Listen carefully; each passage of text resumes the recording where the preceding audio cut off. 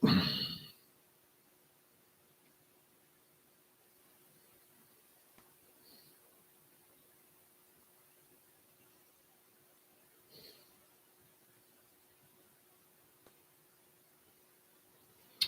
good morning, and welcome to this Dawn Busters Taste Challenge. Although it's still dark, huh?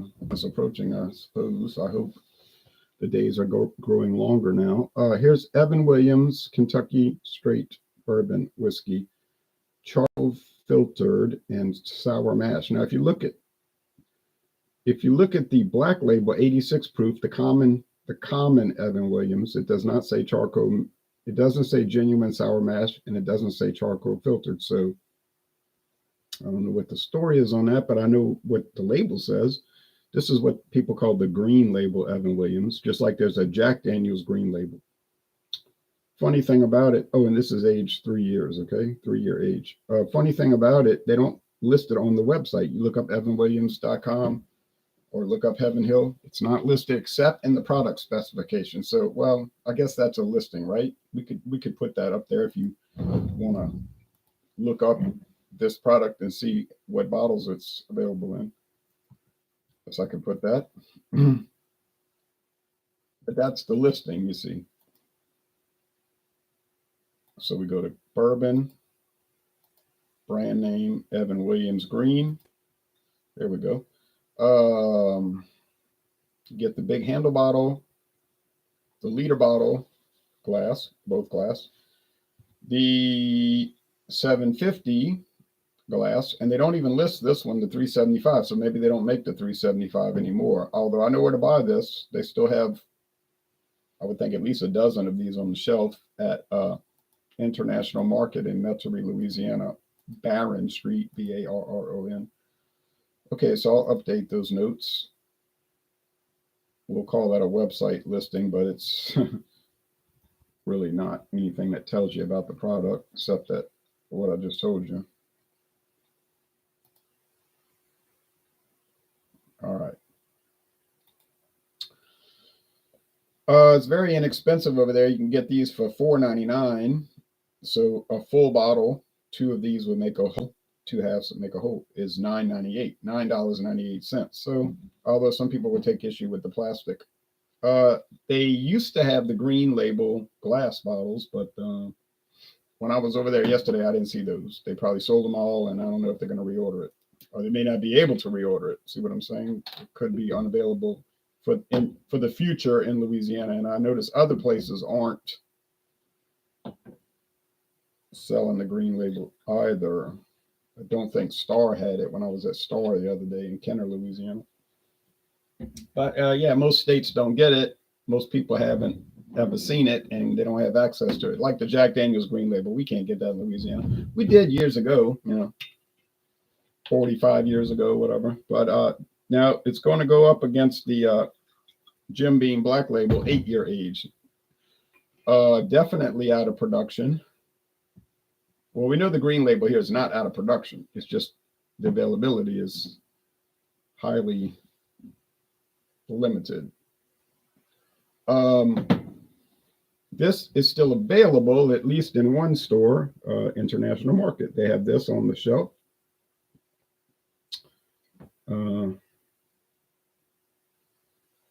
Quite a few of these big glass bottles and many of the regular size glass bottles. Obviously, once they sell it all, it won't be it won't be available for future purchase because it's no longer produced. But they have a stock of it.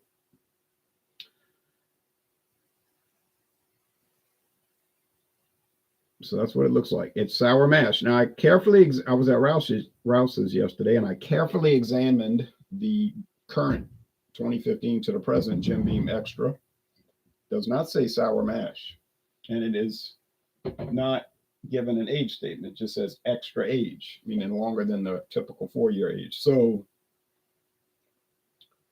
it's changed. It's not like they just reduced the aging. They changed the recipe, went from a sour mash bourbon to just like regular Jim Beam. They don't use the sour mash method. One viewer said Shane said he didn't like the sour mash method. said it gives it a potato flavor. He thought, to me, it gives it like a sourdough bread, sourdough bagel aspect. Not necessarily the taste, but it's like a feeling it has. Okay, Panthers rules says you.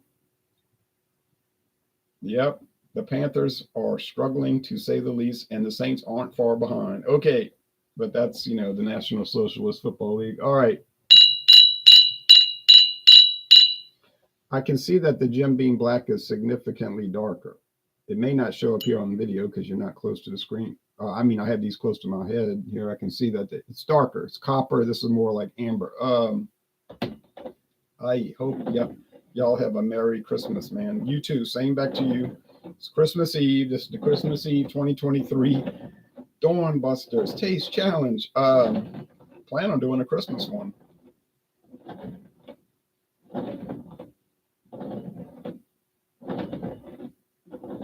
I don't want to do it too close to going to Mass, obviously. Christmas Day Mass. Same thing here. I'm doing this at a much earlier time than Mass. All right, but anyway, and I'm only tasting a little bit. My confidence level is low because yesterday I went up against Jesse James and is only aged 2 years. And I thought that was like an aberration, Jesse James, aged 2 years. But I'm at Rouse's yesterday. I said, oh, look, Jesse James, $17.99, just like I said. Had the price right. Looked at the bottle, still saying 2-year age. So I don't know what the story is on that because the website says age 3 years. But here we're getting 2-year age, Jesse James. And the crux of that point is that I could not tell it apart. Could not tell Jesse James apart from Jim Beam 8-year, and I was not rushing it, and I was not fooling around and being silly. I mean, I kid around on the videos and all, yes, but I was trying to take it serious, and I could not tell them apart, and it had me dazed and confused, as the new Yardbird said. So I'm gonna try my best here. You think it's easy? Well, I'm gonna tell you, right, it's not. Right now, it's not easy. These things are much more similar than you might at first believe. And the reason is because they are aged in new charred oak barrels. They're made mostly with corn. They use similar distilling process, I would think. And I don't know if they're using I mean, they have different ratios. They're all at least 51% corn. Okay, that's a given. Otherwise, you don't know what the wheat level is. You don't know what percentage is barley malt. You don't know what percentage of it is rye whiskey. It doesn't have to contain any specific amount of those. It may or may not contain rye. A bourbon, straight bourbon or a regular bourbon, may or may not contain wheat. It may or may not contain barley. It could theoretically be 100% corn, although I don't think they really make those, but there's probably some out there. I mean, I'm saying that, and I might go to the next liquor store, which in Louisiana means grocery store, and see, look at this, 100% corn bourbon. So you never know. You just really never know. And that's what it smells like. Now, I shouldn't have eaten grits this morning. I'm trying to eat these grits. Somebody gave me 2 big bags of white hominy grits. I'm not going to waste them, but that's a little much. It's like eating grits and now I'm drinking grits, basically. Although I think bourbon uses yellow corn grits. Once again, not required. They could use white corn, yellow corn. I guess they're going to use whatever is cheaper. But it doesn't matter. You could use Indian corn, different color corn, blue corn. That's allowed. Be highly unusual, but definitely not restricted. Yeah, this smells like it has a little more char on it, which would indicate to me the black. I think the Evan Williams Green Label is using a fairly light char, which is why it's so light. There's levels of char. You can put a thin layer, a moderate layer, a heavier layer, or the number 4 char. They call it the alligator char, really heavy. So it's all up to the company, really. Taste time. Cheers.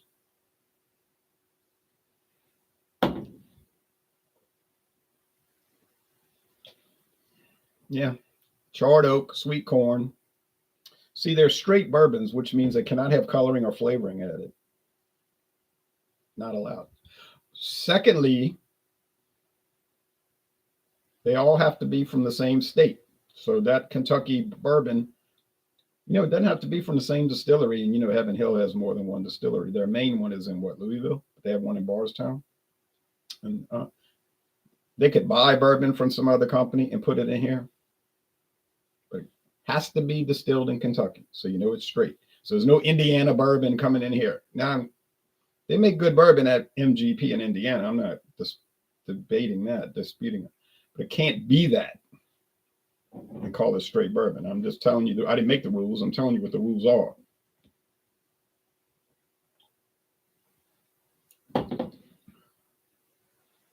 I mean, it's like the same thing. It's like I'm drinking the same thing twice. And I'm not kidding about that. I'm not trying to make some kind of controversy, or if you're in England, a controversy. I'm just saying this is what they taste like. Sweet corn, charred oak, sweet corn, charred oak. They're both sour mash, so you get that sour mash. So you get that kind of, that sourdough bagel thing going on with it. I would not pay extra one over the other. I'm going to tell you that clearly. I did because I wanted to try the Jim Beam 8-year age. I knew I'd never see it again. I still can see it, but it's going to sell out. Eventually, they're going to sell every bottle, and that'll be the end of the story here. So I did pay $32.99 to get that big handle bottle. If you go to Total Wine and More, they still got it $32.99, but it's the new version, the changed version, which I'm sure is probably very good. You hear good things about it. I don't happen to have any. I would like to buy some, but that is not going to happen anytime soon. If you saw my bourbon backstock, you would tell me, "Whoa, you need to cool it." You got quite enough bourbon to last a long time, and that is beyond a shadow of a doubt. So I don't need to buy any bourbon. I don't need anybody to give me any bourbon. I would wish people would not do that, and thankfully they haven't lately. So because it's like you can't ever get ahead, like you can't catch up, and so I don't have any kind of drive to buy every new thing. Now, I know people. I know a guy. He's got a room full of bourbon in his house. I think he lives in Garyville, Louisiana.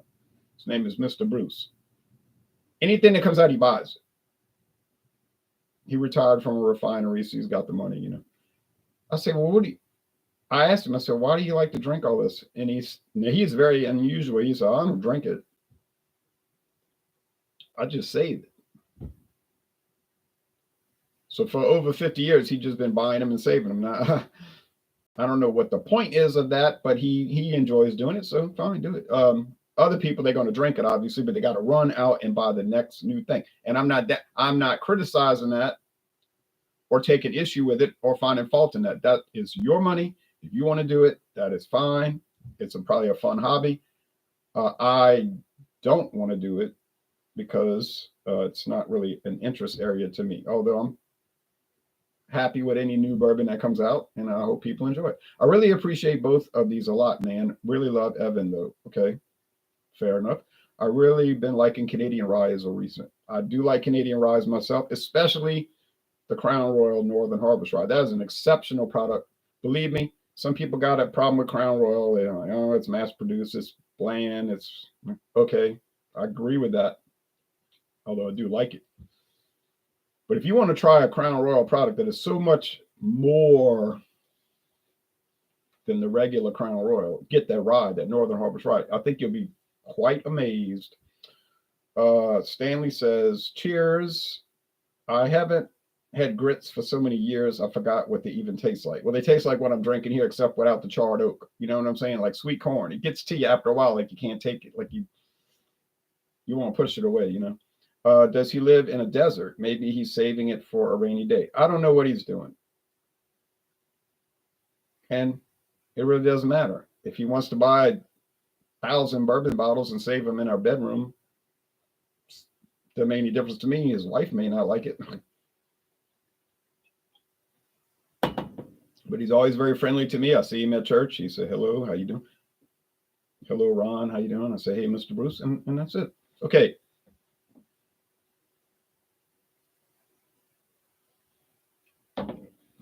I don't quiz people on it. Now, my friend David got all that beer in his beer museum. I said, I don't understand that. I told him, I said, I really don't understand it, the point of it. And he even admitted yesterday, yeah, it's probably all mostly going bad. Although most of these things he's got are, 12, 13, 15% alcohol. I said, still in all, it's going to lose some. But he said, we're never going to try it because you keep bringing stuff over, all these beers. I said, I only brought 2 beers. I brought 2 beers. That's all I brought. So we shared both. So you're drinking half and half. We don't really only drink one. Then he wanted to do a mix-up video, which was very interesting. A creek from Lambic, not a creek, a Lambic from Lindemans, a peach, with a peanut butter porter. I thought it was a strange combination. But he was trying to see if he could make a peanut butter and jelly taste in beer. And it actually did taste like that. So that was, you're going to like when that gets posted. That was a unusual experience. Very similar to what Abita did with their PB and jams. Boom. Nothing wrong with that, but we weren't sitting there guzzling beer after beer, no. And then he was saying, you're getting drunk. You're drunk. I said, how am I drunk with that little minimal amount we drink? Because I was disagreeing with something he was saying. He was saying, I said, you can't just say that every time I disagree with you. I'll be looking forward to it. Oh, thank you, Panthers Rule. So we got the news about to come on. So can I tell these apart? Maybe, but it's close. You would think, when you see these two, you think, no way it's close. Can't be close. It's an 8-year age going up against a 3-year age. 86 proof, 80 proof. You can't confuse. Well, you get on here and do a blind taste test, and I'll watch the video and we'll see how it works out. Got to do it live though, so we can see. Don't go delete it later because you got it wrong. All right, I'm saying this is the Jim Beam Black, but yet it's the Evan Williams. So 2 in a row, got it wrong. Is it me? Is it my fault? Could be. Very well could be. I don't think it is. I think it's the same thing I've been preaching for years, and I'm not a preacher, but you know what I'm saying. They're so similar. All of these products are so similar, one to the other. These mainstream bourbon. I don't know what you think you're getting out of it with the mixy, buying everything. But it's fun to do it. I'm not going to say it's not fun to do it. It is fun to do it. But the risk factor is very high to get it wrong when you're dealing with nearly identical products. As I see it, nearly identical. Okay, well, I'll try it tomorrow. I'll bring in another one, another Heaven Hill product. We'll see what happens. All right, bye-bye, everybody.